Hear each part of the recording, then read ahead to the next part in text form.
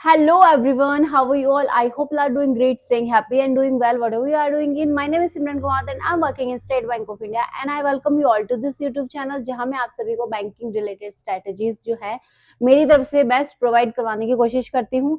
And if you are also banking aspirant and looking for a best strategy video so don't forget to subscribe this channel. तो आज के इस video में हम सीधे सीधे हमारे मेन पॉइंट पे आते हैं कि इस वीडियो में हम बात करेंगे कि हमारे आरआरबी के एग्जाम्स. आपको पता होगा कि आप सभी के एसबीआई जो क्लरिकल है, एसबीआई पीओ के जो एग्जाम्स है वो ओवर हो चुके हैं. काफी सारे ऐसे कैंडिडेट हैं जिनका एग्जाम अच्छा गया है और जिनका कईयों का है जिनका प्रीलिम्स भी क्वालिफाई हुआ है एसबीआई क्लरिकल का. बट काफी सारे ऐसे कैंडिडेट जिन्होंने शायद एग्जाम भी नहीं दिया होगा और जिनका एग्जाम भी क्लियर नहीं हुआ होगा, तो उनके काफी सारे मैसेजेस आ रहे थे कि भाई हमारा एग्जाम क्लियर नहीं हुआ है, हम 2 साल से प्रिपेयर कर रहे हैं, 3 साल से प्रिपेयर कर रहे हैं. तो मैं उनको बोलूंगी कि आपको बिल्कुल भी टेंशन लेने की जरूरत नहीं है. जस्ट बिकॉज आपके बैंकिंग के एग्जाम्स हर साल होते हैं और हर शेड्यूल पे होते हैं. जो शेड्यूल आपको आईबीपीएस एसबीआई प्रोवाइड करता है उसी शेड्यूल पे एग्जाम्स होते हैं. तो अब का जो हमारा नेक्स्ट आने वाला जो एग्जाम्स होंगे, जो एग्जामिनेशन होंगे, वो हो गए हमारे आरआरबी के एग्जाम. बेसिकली इस वीडियो में हम आरआरबी के एग्जामिनेशन की बात ही करेंगे, आरआरबी प्योर क्लरिकल की, क्योंकि इस एग्जाम को क्रैक करने के लिए बहुत से फायदे हैं और इस एग्जाम्स को क्रैक करना भी इजी है. क्यों? क्योंकि इसमें इंग्लिश भी नहीं आता. आप सभी को पता होगा कि काफी सारे ऐसे कैंडिडेट जिनके लिए इंग्लिश बहुत ज्यादा हेडेक होता है, इंग्लिश उसमें बिल्कुल नहीं आता है. एटलीस्ट प्रीलिम्स में तो नहीं आता है और मेंस में जो है ऑप्शनल होता है आपकी लैंग्वेज और जो है आपका इंग्लिश. उसके बाद में आपका जो पोस्टिंग होता है वो हमेशा आपके स्टेट में रहता है. जैसे आप आरआरबी के एग्जाम्स जो है, आरआरबी के फॉर्म जो है अपने स्टेट से फिलअप करते हो, आपका ट्रांसफर उसी स्टेट में होता है. ऐसा नहीं होगा कि ज्यादा से ज्यादा कैसा होगा कि आपके स्टेट से इस कॉर्नर से उस कॉर्नर पे आपका ट्रांसफर कर देंगे. आउट ऑफ स्टेट आपको कभी भी ट्रांसफर नहीं देंगे. होम पोस्टिंग रहने के बहुत ज्यादा चांसेस होते हैं. सबसे बेस्ट जो है इसमें बेनिफिट होता है, वर्कलोड भी उसमें बहुत कम होता है कंपेयर करें अदर पब्लिक सेक्टर बैंक के. और भी बहुत सारे बेनिफिट्स हैं. और किसी ने मुझसे कमेंट में ये भी पूछा था कि क्या आरआरबी के लिए हम जो है अभी से प्रिपेयर करें, तो आरआरबी हमारा क्वालिफाई हो सकता है क्या? उनका मैं बोलूंगी कि यस. अगर आप अभी एकदम न्यू हो, एकदम जीरो लेवल पे हो, but still if you are trying to qualify this exam, तो आप डेफिनेटली अपना एग्जाम क्वालिफाई कर सकते हो. I also clear RRB PO my first attempt. जब मैं प्रिपेयर कर रही थी, इससे पहले मैंने एफसीआई का और एलआईसी का जो प्रीलिम्स था वो क्वालिफाई किया था और मैंने आरआरबी पीओ का सबसे पहला क्वालिफाई किया था. तो किस तरीके से जो है इसका पैटर्न होता है, एग्जाम्स जो है कितने फेजेस में होते हैं एंड सब्जेक्ट किस तरीके से होता है. 2 सब्जेक्ट होते हैं. सबसे पहले हम बेसिकली इस वीडियो में प्रीलिम्स के लिए ही बात करेंगे. दूसरा जो वीडियो होगा उसमें मेंस की स्ट्रेटेजी के में बात करेंगे. इसमें जो है हम प्रीलिम्स में बात करेंगे. मैं आप सभी के लिए बहुत अच्छे से बना के लेकर आई हूँ. और अगर आप नए हो और आपने आरआरबी का एग्जाम क्वालिफाई करना है तो, और आपको पता भी नहीं है कि इसका सिलेबस क्या होने वाला है, टीचर्स कौन कौन से फॉलो करो, एग्जामिनेशंस के प्रीलिम्स में कितने सेक्शनल टाइमिंग क्या होता है, कितने नंबर का क्वेश्चन होता है, तो ये एक तरीके से पीडीएफ मैंने इसका बनाया. मैंने खुद अपने हाथों से लिख के और इसका पीडीएफ भी बनाया है. तो आप डिस्क्रिप्शन में उसका लिंक भी डाल दूंगी मैं, तो पीडीएफ भी जो है आप डाउनलोड कर लेना. और इसमें पूरा मैंने प्लान लिखा है, हर एक टॉपिक, मैथ्स का, रीजनिंग का, हर एक टॉपिक मैंने कौन कौन सा आता है, किसका वेटेज जाता है, एजुकेटर्स जो आपके हैं किसको फॉलो करना है, सब कुछ मैं आप सभी के लिए लेकर आई हूँ. तो पीडीएफ इसकी डिस्क्रिप्शन में है, जाकर डाउनलोड कर लो. और without any further delay, without any further talking, हम सीधे अपने मेन वीडियो पे आते हैं और इसका जो है फॉर्मेट हम देखते हैं. तो चलिए इस वीडियो में हम देखते हैं जो हमारे आरआरबी के एग्जाम्स होने वाले हैं, जो पीओ और क्लरिकल, हम इसमें दोनों की बात करेंगे. दोनों का एग्जाम का पैटर्न क्या रहता है, क्वेश्चंस कैसे रहते हैं, सिलेबस कैसा रहता है, ये सारा हम देखते हैं. सबसे पहले देखते हैं कि आरआरबी पीओ और आरआरबी क्लर्क. आपको पता होगा हमारे पास में कितने मंथ है, अप्रैल, मई, जून और जुलाई. जुलाई में जो है आपका मीन्स देखा जाए आरआरबी पीओ का जो फर्स्ट होगा, आई थिंक 27 जुलाई को एग्जाम होने वाला है फर्स्ट डेट का. उसके बाद में अगस्त में होगा. और आरआरबी क्लरिकल का जो एग्जाम है वो अगस्त में होगा. अगर हमारे पास में देखा जाए कि 120 डेज तो आरआरबी पीओ के लिए है और 150 डेज हमारे आरआरबी क्लरिकल के लिए. 120 डेज जो है किसी भी एग्जामिनेशंस को, स्पेशली बैंकिंग एग्जामिनेशंस को क्वालिफाई करने के लिए आपके लिए मोर देन इनफ है. जस्ट बिकॉज आरआरबी में जो है आपका यहाँ पे इंग्लिश वाला जो सेक्शन होता है ना, जो सबसे ज्यादा टाइम लेता है और सबसे ज्यादा आपका हार्डवर्क लेता है, वो तो आता नहीं है। रीजनिंग और जो आपकी मैथ्स होती है वो बहुत ज्यादा इजी होती है। रीजनिंग एक तरीके से देखा जाए कोई सब्जेक्ट नहीं है, आपको इतना जितना ज्यादा प्रैक्टिस करोगे उतना हो जाएगा। तो यहाँ पे सिलेबस में क्या होता है कि आपका रीजनिंग और मैथ्स होता है, ठीक है। हम यहाँ पे जो है सिर्फ अभी प्री की बात कर रहे हैं। प्री में क्या है, प्री में सिर्फ रीजनिंग और मैथ्स होती है। और इसमें जो रीजनिंग में होती है, क्वेश्चंस कितने होते हैं, 40 क्वेश्चंस होते हैं। कितने मार्क्स के होते हैं, 40 मार्क्स के होते हैं। मतलब ईच क्वेश्चन जो आपका होता है 1 मार्क का होता है। और टाइमिंग जो होती है 25 मिनट का होता है। सेक्शनल टाइमिंग है, पहले इसमें टाइमिंग नहीं था, पहले इसमें डायरेक्टली आप सभी को जो है 45 मिनट देना होता था, फिर उसके बाद में अभी सेक्शनल टाइमिंग कर दिया है। क्वांट में भी 40 क्वेश्चंस है, ईच क्वेश्चन 1 मार्क्स का है, और मार्क्स जो है टोटल 40 होंगे और 20 मिनट्स का होगा। तो रीजनिंग में हमें 5 मिनट जो है एक्स्ट्रा दिए गए हैं, तो बेस्ट होगा कि आप रीजनिंग पे ज्यादा फोकस करो। मींस 40 आउट ऑफ 40 भी आप जो है गेन कर सकते हो, ठीक है। उसके बाद देखिए, हम सेक्शन की बात करते हैं। रीजनिंग का जो सेक्शन, जो हमारा फर्स्ट सेक्शन है, काफी इंटरेस्टिंग जो है हमारा है। सबसे पहले इसमें सिलेबस देखते हैं। हमारा सिलेबस क्या होगा, सिलेबस के अंदर जो है सबसे जो पहला मीन्स टॉपिक होगा वो हमारा सिलोलिज्म होगा, ठीक है। कौन कौन से टीचर्स को फॉलो करना है मैंने आपको ये भी बताया है। इस वीडियो में देखने के बाद में आपको टोटल आपका सिलेबस और जो टीचर्स होंगे सब कुछ आपको पता चल जाएगा। तो सारे रीजनिंग में सबसे पहले टॉपिक्स कौन कौन से, सिलोलिज्म्स है, ऑर्डर एंड रैंकिंग है, कोडिंग डिकोडिंग है, अल्फाबेटिक न्यूमेरिकल, ये जो सिंबल वाले जो है सीरीज होती है वो है। उसके बाद में डायरेक्शंस है, ब्लड रिलेशंस है, सिटिंग अरेंजमेंट है, और लीनियर सिटिंग अरेंजमेंट और पजल है। इसमें जो हमारा मेन जो पॉइंट होगा ना, जो मेन सेक्शन जो होगा वो ये वाला होता है, पजल वाला सेक्शन होता है, क्योंकि पजल का वेटेज भी जो होता है ज्यादा होता है। और आरआरबी के एग्जाम्स है तो क्वेश्चन रीजनिंग में ज्यादा होंगे तो पजल भी आपकी ज्यादा होगी। सबसे पहले इन जो ये भी पार्ट होगा इसको हम बोलेंगे मिसलेनियस पार्ट, ठीक है। पजल के अलावा जितना भी जो भी पार्ट होगा उनको बोलेंगे, जैसे ब्लड रिलेशन से लेकर और सिलोलिज्म तक, ये पार्ट जो होगा मिसलेनियस पार्ट होगा। और कौन से टीचर्स को आपको फॉलो करना है, मैंने अपनी जो है सारे मिसलेनियस का जो भी जितना भी पार्ट होता है वो राधे सर को फॉलो किया था, जो पहले जो है अड्डा पे पढ़ाते थे। अड्डा 247 सभी जानते होंगे चैनल को। और पुनीत सर है जो भी पहले जो है अड्डा पे पढ़ाते थे। आप तो बस यूट्यूब पे सर्च करना है आपको राधे की रीजनिंग करके और पुनीत सर को, ठीक है। तो आपका जितना भी मिसलेनियस का जो भी होगा, आप 2 टीचर है, दोनों में से किसी को भी फॉलो करो, दोनों बेस्ट है, दोनों अपने अपने लेवल पे जो है बेस्ट है। रीजनिंग का मैंने जो सबसे पहले फॉलो किया था राधे सर को किया था, फिर उसके बाद में मैंने पुनीत सर से भी कुछ क्वेश्चंस कुछ टॉपिक्स जो है वो क्लियर किए थे। तो मिसलेनियस के लिए मैं बोलूंगी कि आप ये 2 टीचर को फॉलो कर लो, बहुत है, इनफ है। इससे ज्यादा अगर आपको कुछ भी, अगर मतलब इन 2 टीचर से अगर आप पढ़ लोगे ना, उससे ज्यादा आपको कुछ भी जो है पढ़ने की जरूरत नहीं है किसी अदर टीचर से। उसके बाद में सिटिंग अरेंजमेंट जो है हमारी पजल होगा।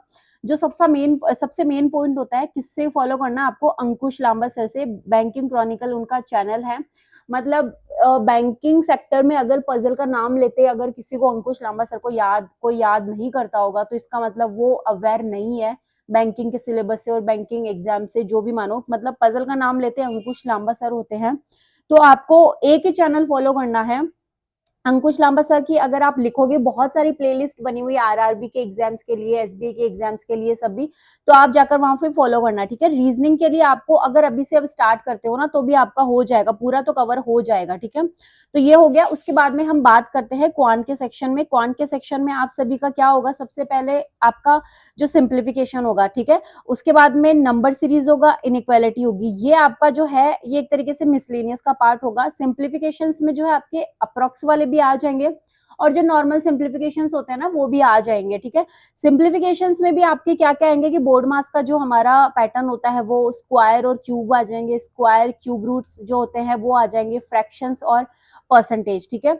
ये जो होता है सिंप्लीफिकेशन में आएगा। और नंबर सीरीज उसके बाद में मिसिंग, जिसमें मिसिंग नंबर सीरीज भी होती है, रॉन्ग नंबर सीरीज भी होती है, नंबर सीरीज का ही पार्ट है। उसके बाद में इनइक्वालिटीज होते हैं, आप सभी को पता होगा, एक्स वाई वाला, ठीक है।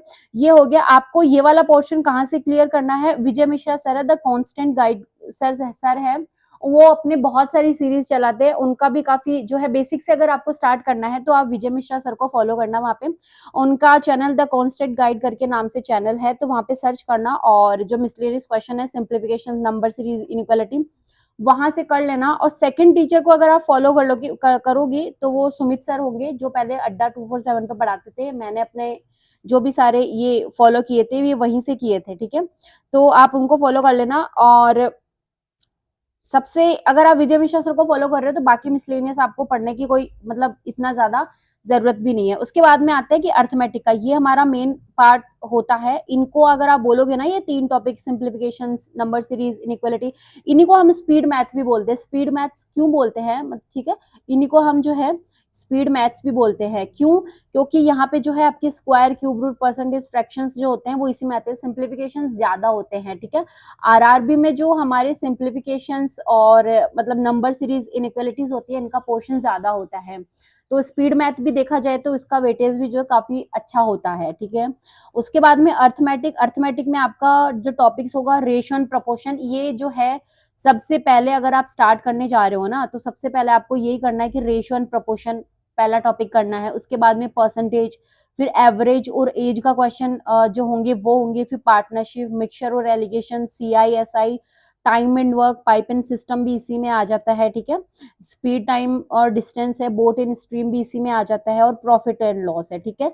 जिस ऑर्डर में मैंने आपको लिखा है आपको वही करना है। कौन से किस टीचर्स को आपको इनको फॉलो करना है, मैंने बताया कि आपका जो आशीष सर है, यूट्यूब चैनल का नाम इनका स्टडीफाइड है, ठीक है। आशीष सर को फॉलो करना है। और आशीष सर को फॉलो करने से पहले आप एक न्यू कैंडिडेट हो, एकदम बेसिक से आप पढ़ना चाहते हो, उससे पहले आपने ना कभी मैथ्स पढ़ा है, ठीक है, और ना ही कभी रीजनिंग पढ़ा है, ठीक है। बट मैथ्स आपने नहीं पढ़ा है, रीजनिंग तो चलो कैसे जैसे हम कवर कर लेते हैं, बट मैथ्स को अगर आपको सच में कवर करना है ना, तो एक चैनल बता रही हूँ मैं आपको, स्टडी स्मार्ट करके। मैं तो मतलब मैथ्स में पहले एकदम जीरो थी, जीरो से भी अगर कुछ हो ना छोटा, मैं पहले मैथ्स में वो थी। तो मैंने अपने जीरो से बेसिक्स कैसे क्लियर किए, स्टडी स्मार्ट करके एक यूट्यूब पे एक चैनल है, सर्च करना स्टडी स्मार्ट। और जितने भी ये मैंने टॉपिक्स लिखे हैं ना, उनकी दो तीन क्लासेस है, सारी क्लासेस लिखना। और आपको क्या करना है, आपको जो है इनके नोट्स बनाने हैं, ठीक है। सभी को स्पेशल आपको क्या करना है, स्टडी स्मार्ट करके एक चैनल है, वो चैनल आपको फॉलो करना है। हर एक वीडियो है उनका नोट्स बनाना है आपको, ठीक है। जस्ट बिकॉज आप ये सोच रहे हो कि बस क्लासेस देख के मैं छोड़ देता हूँ, ऐसा नहीं है। क्योंकि आप जो है मॉक टेस्ट दोगे ना, जिस टाइम पे मॉक टेस्ट दोगे ना, उस टाइम पे आपको जो है बहुत ज्यादा जरूरत पड़ेगी। स्टडी स्मार्ट को सबसे पहले फॉलो करना। किस तरीके से आपको करना है, एक रेशियो एंड प्रोपोर्शन करना है, ठीक है। मैंने जिस ऑर्डर में लिखा है ना, आपको भी उसी ऑर्डर के अंदर जो है अपने चैप्टर जो है अपने क्लियर करने हैं। जैसे मैंने रेशियो एंड प्रोपोर्शन लिखा है, तो सबसे पहले रेशियो एंड प्रोपोर्शन करना है। स्टडी स्मार्ट पे जाना, YT पे लिखना रेशियो एंड प्रोपोर्शन, ठीक है। उसके बाद में आपको क्या करना है, उनके नोट्स बनाने हैं, और जिस तरीके से जिस फॉर्मेट में क्वेश्चन कराते हैं, क्वेश्चन का सॉल्यूशन आपको देना है। फिर उसके बाद में जाना, आप कंप्लीट करने के बाद में आशीष अरोड़ा सर स्टडीफाइड चैनल का नाम है, ठीक है, वहां से जाना। वो थोड़े से उनके क्वेश्चन का लेवल जो होता है वो थोड़ा सा अप होता है, वो बेस्ट लेवल होता है, ठीक है। वहां से आप करना। उनके भी आपको जो है अच्छे से नोट्स बना लेने हैं, ऐसे नहीं कि आप देखकर क्लास छोड़ रहे हो, उनके भी अच्छे से आपको नोट्स बनाने हैं। और उसके बाद में आपको हर्षल अग्रवाल सर को, ये 3 टीचर्स को आप फॉलो कर लो, आपको जो है कोई नहीं रोक सकता आपका सिलेक्शन लेने से। सबसे पहले एकदम जीरो हो, कुछ नहीं आता है मैथ्स में, follow Study Smart, then follow Ashish Arora sir, then follow आपके जो है हर्षल अग्रवाल सर। इनसे क्वेश्चंस की प्रैक्टिस भी आपको बहुत अच्छे से हो जाएगी। जिस ऑर्डर में मैंने बताया है ना, उस ऑर्डर में आप जो है कंप्लीट करना। और उनके प्रॉपर आप सभी को नोट्स बनाना है। जस्ट लाइक अगर स्टडी स्मार्ट का नोट्स बना रहे हो, उनका एक अलग नोटबुक बनाना, ठीक है। आशीष अरोड़ा सर के अलग बनाना, और हर्षल सर के जो है ये चीजें अलग बनाना, ठीक है। उसके बाद में हमारा जो मेन आता है वो आता है डेटा इंटरप्रिटेशन। DI का जो पोर्शन होता है वो भी अच्छा खासा होता है। एटलीस्ट RRB में तो जो है वो इनका वेटेज भी जो है ज्यादा होता है। देखा जाए कि स्पीड मैथ भी ज्यादा आती है, यहाँ पे अर्थमेटिक भी आती है, और डेटा इंटरप्रिटेशन जो होता है उसका वेटेज भी जो है आपका अच्छा खासा होता है। तो आगे हम देखते हैं। तो डेटा इंटरप्रिटेशन में क्या क्या होता है आपकी, किस तरीके की आती है कि टेबल DI आती है आपकी, मिसिंग टेबल DI भी आती है, ठीक है। जैसे आपको एक टेबल दे देगा, ठीक है, इस तरीके से, ठीक है, और यहाँ पे दे देगा ABC, ठीक है, और यहाँ पे X Y और Z करके यहाँ डेटा दिया होगा, यहाँ डेटा होगा, फिर ये जो है ये आपको दिख रही है मिसिंग हो गए, तो इसको मिसिंग टेबल DI बोलते हैं। पाई चार्ट वाली डीआई जो होती है आपकी, वो आती है पाई चार्ट इस तरीके से आता है ना कि आपको सेक्शंस दिए हुए होते हैं, ये 50% है, ये 10% है, ये आपका जो है 5% है, इस तरीके से ये पाई चार्ट होती है। लाइन चार्ट जो आपकी होती है, उसके बाद में बार ग्राफ जो इसमें बार दिए हुए होते हैं आपको इस तरीके से, वो बार ग्राफ हो जाती है। मिक्स डीआई होती है और कैसलेट डीआई होती है। कैसलेट डीआई जो एक तरीके से आपको जो है एक स्टोरी में दी हुई होती है, ठीक है, उस पे आपको बना के आपको करना है। तो वन एंड ओनली आपको डीआई के लिए किसको फॉलो करना है, अंकुश लांबा सर जो मैंने पजल के लिए भी बताया था ना, उनके चैनल पे आप जाना और डीआई के लिए भी फॉलो कर सकते हो। और बेस्ट होगा आपका कौशिक मोहंती सर, ठीक है। मैंने एसबीआई क्लरिकल के लास्ट अगर मैंने क्लासेस ली थी, इवन मैं तो डीआई के सारे जो कॉन्सेप्ट होते हैं मैंने कौशिक मोहंती सर से किया था, वो डीआई के लिए स्पेशल है। तो आप उनके चैनल पे जाना और उनके पुराने वीडियोस भी आप देख सकते हो। पुराने वीडियोस में क्या है, बहुत ही ज्यादा बेसिक से कराए गए हैं, एकदम पुराने वीडियोस है ना उनके, तो बहुत ही ज्यादा बेसिक से कराए गए हैं। तो आप जाकर उनको ये फॉलो कर सकते हो, ठीक है। और किसी को भी आप जो भी चैप्टर है, जो भी टॉपिक है, उसको किसी को भी आपको जो है छोड़ना नहीं है। और फिर आप देखोगी हम जो है किस तरीके से, और फिर उसके बाद में आप ये बोलोगे कि हम किस तरीके से अपना टाइम और ये सब मैनेज करें। तो देखो अगर आज अगर आप स्टार्ट करने जा रहे हो ना from today, if you are going to start from today, आज आपको क्या करना है रीजनिंग में, ठीक है। सबसे पहले आपको क्या करना है रीजनिंग में, रीजनिंग में आपको जो है आज के दिन में जैसे आप स्टार्ट कर रहे हो, कोई भी चैप्टर ले लो, ठीक है। ऑर्डर और रैंकिंग ले लिया आपने, पहले आप जो है पजल पे मत चले जाना, ठीक है। स्टार्टिंग में घूमते या पजल पे चले गए कि भाई पजल का बहुत ज्यादा वेटेज है तो पजल कर लेते हैं। ऑर्डर एंड रैंकिंग आज आपको करना है। और सबसे पहले क्या करना है आपको, स्पीड मैथ में क्या करना है आज आपको, अगर आप बैठे हो एकदम न्यू हो तो आपको क्या करना है, स्क्वायर याद करना है, ठीक है। स्क्वायर और क्यूब, स्क्वायर आपको एटलीस्ट 20 तक लर्न होने चाहिए और क्यूब्स जो है आपको भी 20 तक लेने चाहिए। मतलब स्क्वायर अगर आप 30 तक करोगे ना तो वो ज्यादा बेस्ट होगा। कैसे करना है आपको, एक चार्ट ले लेना है, ठीक है। एक पेन और पेपर ले लेना है, यहाँ पे स्क्वायर एक पेपर पे 1 2 आपको जो है 30 तक के यहाँ पे स्क्वायर कर लेने हैं। और एक दूसरे पेपर में जो है आपको क्यूब्स कर लेने हैं 1 to 20 तक का पूरा टेबल पे लिखना है और आपको किसी भी अपनी वॉल पे चिपका देना है और एक नोटबुक पे लगा के रखना है, ताकि अगर आप कभी कहीं जा रहे हो, कहीं भी हो आपके पास में नोटबुक हो तो आप उसको अच्छे से लर्न कर सको, ठीक है। स्क्वायर क्यूब रूट ये सब। और उसके बाद में फ्रैक्शंस और परसेंटेज आपको कर लेना है कि भाई फ्रैक्शंस की 1/2 का फ्रैक्शंस कितना होता है, 1/3 का आपको जैसे 3.33 होता है, ठीक है। 1/2 का 50% होता है, 1/4 का कितना होता है 25%। ये फ्रैक्शंस और परसेंटेज, ये फ्रैक्शंस होते हैं और ये परसेंटेज होते हैं। आपको एक जो है इनको भी एक पेपर पे लिख लेना है, ठीक है। इस तरीके से 1/2 1/3 1/4 इस तरीके से कर 1/20 तक एटलीस्ट आपको लिख लेना है, ठीक है। ये भी पेन और पेपर पे लिख लेना है। अपनी भी कोई भी अगर जहां भी आपका स्टडी रूम है ना, स्टडी रूम की उसकी वॉल पे लगा लेना है आपको कि हाँ भाई वहां पे वॉल पे आपने लगा लिया है फर्स्ट डे, ठीक है। फर्स्ट डे से अगर आप स्टार्ट कर रहे हो तो ये तो एकदम बेसिक सा है, ठीक है। उसके बाद में धीरे धीरे क्या करना है, सेकंड डे आपको क्या करना है, जब आप पढ़ने जा रहे हो तो ये सारा आपको रिवाइज कर लेना है, ठीक है। उसके बाद में आपने ऑर्डर और रैंकिंग का एक चैप्टर किया ना, तो सेकंड डे आपको क्या करना है, कोई भी अगर कोडिंग डिकोडिंग ले लिया, ठीक है। कोडिंग डिकोडिंग का आपका हर दिन आपका, अगर आप सोच रहे हो ना कि हर दिन एक टॉपिक आपका कंप्लीट इजीली हो सकता है, आपको जो भी मैंने टीचर्स बताया ना, हर दिन का एक एक टॉपिक इजीली हो सकता है। और आरआरबी है भाई, आरआरबी है, आरआरबी के अंदर इतना ज्यादा टफ नहीं होता है, ये कोई एसबीआई नहीं है कि बहुत ज्यादा टफ होता है। आरआरबी में नॉर्मल से क्वेश्चंस आते हैं, ठीक है। और फिर आपको मैथ्स में दूसरे दिन क्या करना है, मैथ्स में आपको दूसरे दिन कोई भी एक, मतलब आपने ये से स्पीड मैथ वाला तो कर ही लिया ना, सबसे पहले आपको सिंप्लीफिकेशन सॉल्व करना है। आपको जो है अर्थमेटिक पे बिल्कुल भी नहीं आना है। स्टार्टिंग में सबसे पहले सिंप्लीफिकेशंस जो है आपको सॉल्व करने लेने हैं। सिंप्लीफिकेशंस के जितने सारे आपसे क्वेश्चंस लग सके ना, उतने सारे क्वेश्चंस लगा लो, ठीक है। टीचर्स मैंने आपको बताया है, और भी अगर आप यूट्यूब पे सर्च करते हो ना, सबके पास में बहुत सारे क्वेश्चंस होते हैं, जितने हो सके क्वेश्चंस करो। और आशीष सर की जो है ना एक मैथ्स की बुक भी है, ठीक है। वहां पे भी आपको जो है सिंप्लीफिकेशंस की ये सारे क्वेश्चंस मिल जाएंगे और आप जाके ऑनलाइन जो है परचेज कर सकते हो, ठीक है। वहां पे जाके परचेज कर लो। अगर आपका सिंप्लीफिकेशंस कंप्लीट हो जाता है ना, तो सिंप्लीफिकेशंस कंप्लीट होने के बाद में जैसे कि आप देखो ये वाला, ठीक है, सबसे पहले क्या करना है आपको, सिंप्लीफिकेशंस करना है, क्वेश्चंस बहुत सारे लगाने हैं। सिंप्लीफिकेशंस अगर आपका हो जाता है तो आपको नंबर सीरीज में आना है, फिर उसके बाद में इनइक्वालिटी पे आना है। तब आप थोड़ा सा फैमिलियर हो जाओगे ना मैथ से, उसके बाद में आपको अर्थमेटिक शुरू करना है। जैसे जैसे मैंने बताया ना टॉपिक्स को, वैसे वैसे आपको इन सारे टॉपिक्स को क्लियर करना है। एक दिन में एक टॉपिक क्लियर होना बहुत ज्यादा ईजी है। आप ये ना सोचा कि भाई एक दिन में एक टॉपिक मैं कैसे क्लियर करूंगा, ये बहुत ज्यादा मतलब आप कर सकते हो, ठीक है। तो इस तरीके से ये सारा मैंने आपका बता दिया है, और इसकी मतलब ये सिलेबस की जो पूरी पीडीएफ की जो लिंक है वो मैंने डाली है पीडीएफ बना के, तो आप चाहो तो उसको देख के और थोड़ा सा आपको अंडरस्टैंड करने में इजी रहेगा। सो आई होप आप सभी को ये वीडियो अच्छा लगा होगा। वीडियो को अच्छा लगा अगर वीडियो, तो प्लीज लाइक करना, and thank you for watching this video. Bye.